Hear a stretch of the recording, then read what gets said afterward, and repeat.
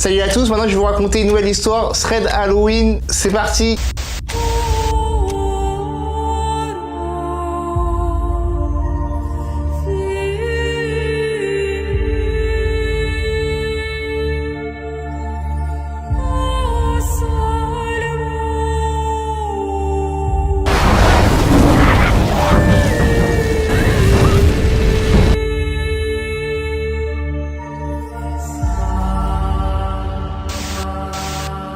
Salut à tous, donc aujourd'hui je vais vous raconter l'histoire d'Edmé. Donc Edmé il a 14 ans, il explique son histoire sur Reddit.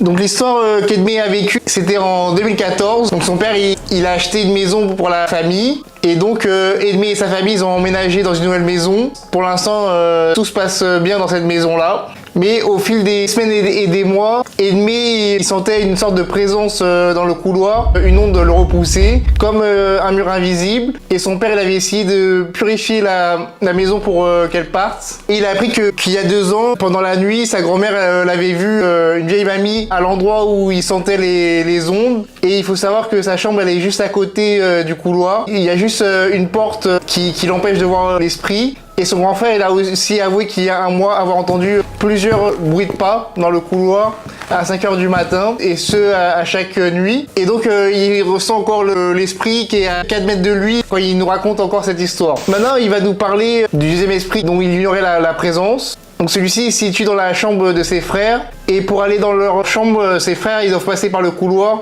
où est la mamie, puis dans sa chambre pour repasser dans leur chambre. Dans la nuit du mardi 9 août 2022, il s'est réveillé à 5h10 du matin, il a ouvert les yeux et 3 secondes plus tard, il a entendu un cri.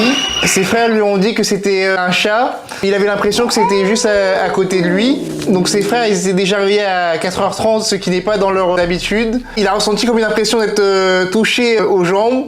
Et donc il a allumé la lumière en ayant très peur de ce qu'il avait trouvé dans la maison. Et c'est juste son frère qui est venu en courant dans sa chambre pour venir sur son lit. Il lui a dit qu'il y avait quelque chose dans l'angle de la pièce, juste à 1 mètre où son frère dormait. Il a appelé tout le monde, tous les frères sont venus dans la même pièce. Il y avait une atmosphère lourde, chaude et pesante. Et les frères ils discutent ensemble pour tenter de comprendre ce qui s'est passé. À un peu moins de 6h, le frère qui a raconté l'histoire, il a regardé par la fenêtre et il a vu un truc bouger dans le reflet de la vitre. Il n'a pas vu d'humain, mais ils ont commencé à prier, et l'air s'est purifié, tout allait mieux. Et ils n'avaient pas mis de musique dans la chambre par peur qu'ils reviennent. Le 9 août, il s'est passé encore un événement étrange.